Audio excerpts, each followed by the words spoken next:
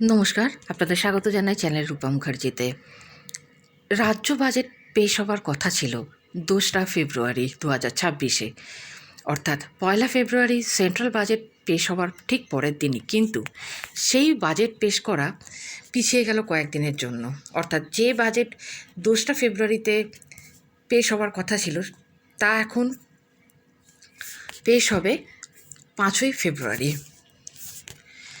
বিধানসভার রাজ্য vote on account budget পেশ হবে। 23রা ফেব্রুয়ারি শুরু হবে বিধানসভার অধিবেশন। 1লা ফেব্রুয়ারি কেন্দ্রের বাজেট। বিধানসভা ভোট থাকায় এবার রাজ্য ভোট অন অ্যাকাউন্ট।